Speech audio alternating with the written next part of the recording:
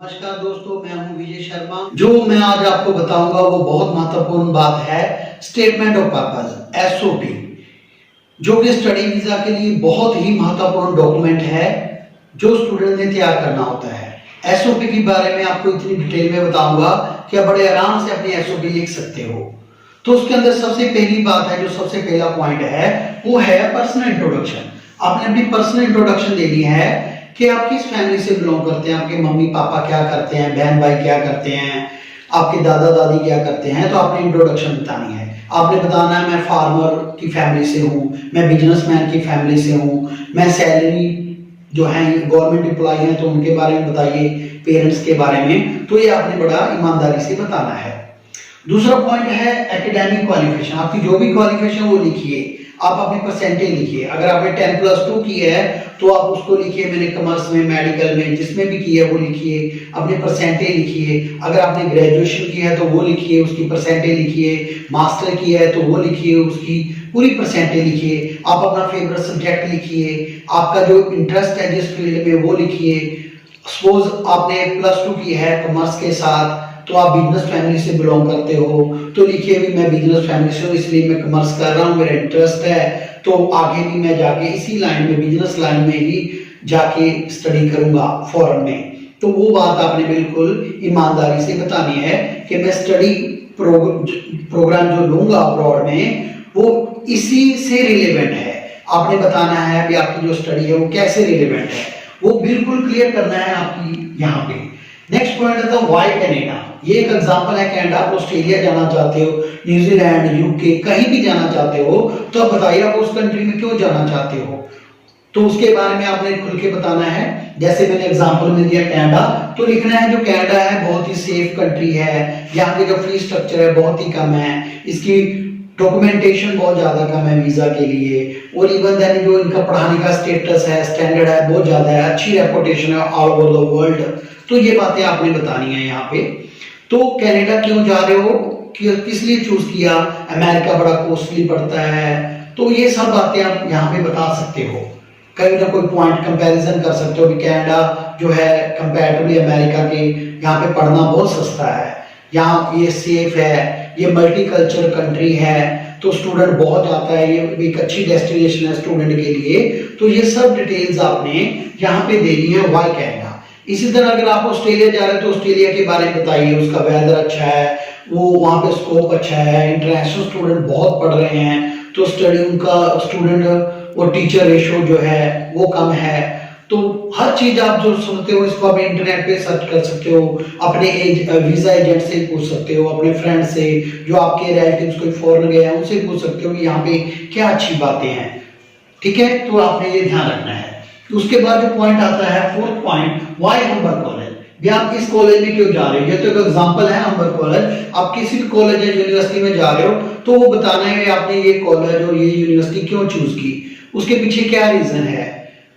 अब बता सकते हो भी इस यूनिवर्सिटी की, इस कॉलेज की रैंकिंग अच्छी है, इसकी पढ़ाई अच्छी है, स्टूडेंट और टीचर की रेशियो अच्छी है, ये बिल्कुल सिटी के अंदर है, तो ये शहर से दूर नहीं है। तो ऐसी सब बातें आप लिख सकते हो। उसके अलावा भी कॉलेज आपका बना किसके लिए फेमस है, यहाँ पे कॉमर्स की स्टडी अच्छी होती है, यहाँ पे नॉन मेडिकल के लिए अच्छा स्कोप है, मेडिकल की स्टडी अच्छी होती है, जो भी आपका फील्ड है उसके रिलेवेंट आप बताइए भी ये कॉलेज आपने क्यों चूज किया। आप इसको प्रॉपर ढूंढोगे, फाइंड करोगे इंटरनेट पे तो ये मिल जाएगा आपको पॉइंट भी क्यों हम्बर कॉलेज अच्छा है। तो ये आपने बताना है, यूनिवर्सिटी और कॉलेज आपने ये क्यों चूज किया, इसके गुड पॉइंट आपने फाइंड करने हैं इंटरनेट पे। तो नेक्स्ट पॉइंट आता है व्हाई बिजनेस मैनेजमेंट। ये भी एक एग्जांपल है बिजनेस मैनेजमेंट। कहने का मतलब है कि आपने व्हाई ये कोर्स क्यों लिया। मान लो आप कमर्शियल कुकरी के लिए जा रहे हो तो आपने कमर्शियल कुकरी प्रोग्राम क्यों लिया। अगर आप बिजनेस मैनेजमेंट के लिए जा रहे हो तो आपने बिजनेस मैनेजमेंट क्यों लिया। अगर आप इंजीनियरिंग के लिए जा रहे हो, बीटेक के लिए जा रहे हो, 2 ईयर डिप्लोमा के लिए जा रहे हो, वेब डिजाइनिंग के लिए, तो आपने ये क्यों चूज किया वेब डिजाइनिंग को। तो ये आपने खुल के बताना है भी इसके पीछे क्या रीजन है ये कोर्स लेने का। मेरी फैमिली बैकग्राउंड है इसलिए लिया, मेरी स्टडी से रिलेवेंट है इसलिए लिया, जब मेरा इसमें इंटरेस्ट ज्यादा है, जब मैंने एक सब्जेक्ट पढ़ा है, जब मैंने कहीं पार्टिसिपेट किया है, जब आपके पास कोई जॉब एक्सपीरियंस है, किसी ना किसी रीजन को देते हुए आपने बताना है ये कोर्स आपने क्यों चूज किया, why. Why do you choose this program, तो आपने ये बताना है ये प्रोग्राम आपने क्यों लिया। तो ये बहुत ही महत्वपूर्ण चीज है। उसके बाद आ जाता है गे स्किल्स। आप जो कोर्स करोगे, आप जो अब्रॉड में जाके जो भी प्रोग्राम कोर्स करोगे, तो उसके आपको कौन सी स्किल्स मिलेंगे, कौन सी चीजें आप सीखोगे। जैसे आप मान लो कमर्शियल कुकरी के लिए जा रहे हो, तो आप एक अच्छे कुक बन जाओगे, शेफ बन जाओगे, तो किस तरह की चीजें आप सीखोगे। तो ये सारी स्किल्स आपने इंटरनेट पे फाइंड करनी है। आप कौन सी स्किल सीखोगे, आप इनसे रिलेटेड पर्सन को पूछ सकते हो, अपने सीनियर को पूछ सकते हो, ये कहीं से आप फाइंड कीजिए। 2 4 5 6 8 10 स्किल्स आपको पता हो भी आपको ये स्किल्स आ जाएंगी। तो ये बड़ा आसान है मेरे हिसाब से, इंटरनेट पे ये आपको बड़े इजीली मिल जाएगा जो भी आप स्किल आपने कोर्स से सीखोगे। तो कहने का मतलब है आपका कोर्स जो भी है वो आपको कुछ ना कुछ सिखाएगा, वो आपने यहाँ पे लिखना है, ज्यादा नहीं, थोड़ा सा लिख सकते हो। उससे बड़ी बात आ जाती है नेक्स्ट पॉइंट, करियर प्लान्स। आपके क्या करियर प्लान्स हैं और फ्यूचर प्लान। करियर प्लान है कि मैं ये कोर्स करूंगा, ये कोर्स करने के बाद मैं अपनी ग्रेजुएशन डिग्री करूंगा, फिर मास्टर डिग्री करूंगा, ये भी लिख सकते हो। और आप ये भी लिख सकते हो ये स्टडी कंप्लीट होने के बाद अब्रॉड में मैं अब्रॉड में कुछ एक्सपीरियंस भी लेना चाहूंगा, इस काम को मैं प्रॉपर सीखना चाहूंगा, प्रैक्टिकली भी मैं सीखना चाहूंगा, थ्योरेटिकली तो मैं पढ़ ही लूंगा, तो ये मैं प्रॉपर सीखना चाहूंगा और एक्सपीरियंस लूंगा, प्रॉपर फीडबैक लूंगा। तो ये इसके अंदर आएगा करियर प्लान के अंदर। फ्यूचर प्लान के अंदर लिखना है भी आपका फुल फ्लैश क्या फ्यूचर प्लान है आपकी लाइफ के बारे में। तो उसके अंदर आप लिखिए भी मैं इंडिया वापस आऊंगा, अपनी होम कंट्री वापस आऊंगा, यहाँ मेरे पेरेंट्स हैं, मेरे भाई बहन हैं, मेरे फ्रेंड्स हैं, तो मैं यहाँ वापस आऊंगा। ये बात आपने हर हालत में लिखनी है कि मैं इंडिया वापस आऊंगा। तो ये बड़ा महत्वपूर्ण पॉइंट है, इससे आगे बढ़ाते हैं। तो फ्यूचर प्लान में बताइए भी मैं पहले फॉरेन अब्रॉड स्टडी करूंगा, फिर मैं एक्सपीरियंस लूंगा इस लाइन का, फिर इंडिया में आके मैं की अच्छी कंपनी में जॉब ढूंढूंगा, फाइंड करूंगा, वहां से एक्सपीरियंस लूंगा। इन फ्यूचर हो सकता है मेरा मन है मैं अपना खुद का बिजनेस शुरू करूं, मैं अपना काम शुरू करूं, तो आप ये भी लिख सकते हो। उससे अलावा ये भी लिख सकते हो मैं फ्रीलांसर काम करूंगा, घर पे बैठ के काम करूंगा, अपनी सर्विसेज दूंगा दूसरों को।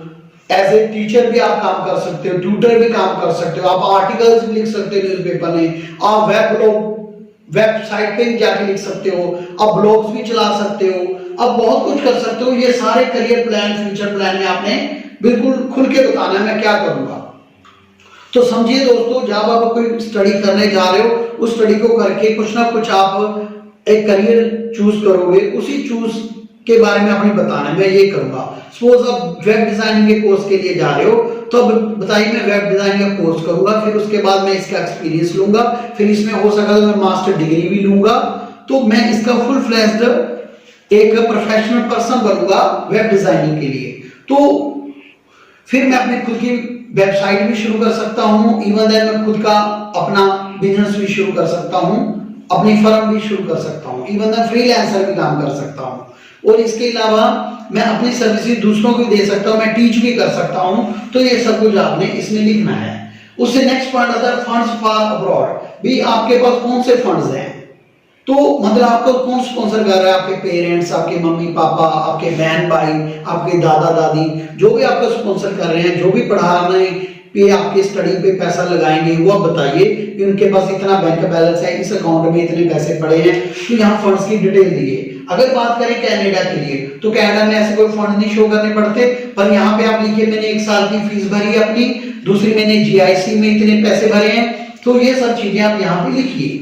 उसके बाद है request to issue to visa to the visa officer. भी वीजा ऑफिसर को रिक्वेस्ट कीजिए मेरे को वीजा दे, ताकि मैं अपने सपने साकार कर सकूं और आपके अच्छे देश से अच्छी चीजें सीख के अपना करियर बना सकूं, तो ये मेरे लिए बड़ा अच्छा होगा। So please request to you, तो प्लीज इशू वीजा।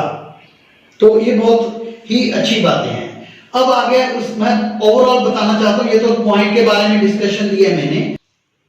एसओपी के बारे में आपको फिर भी कुछ पूछना हो तो आप मेरे को कमेंट कर सकते हैं। प्लीज सब्सक्राइब कीजिए मेरा चैनल और जो बेल का बटन है उसको भी दबाइए, तो मैं आपकी सर्विस के लिए हाजिर हूँ।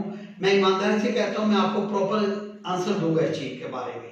और इसके अलावा स्टडी के वीजा के बारे में आप कुछ भी जानना चाहते हो किसी भी तरह का, तो मैं आपको बता सकता हूँ, क्योंकि मैं इस काम को बहुत ही लंबे समय से कर रहा हूँ, तो मेरे को कुछ एक्सपीरियंस है, तो मैं आपको बड़ा ढंग से बता सकता हूँ ये कैसे होगा।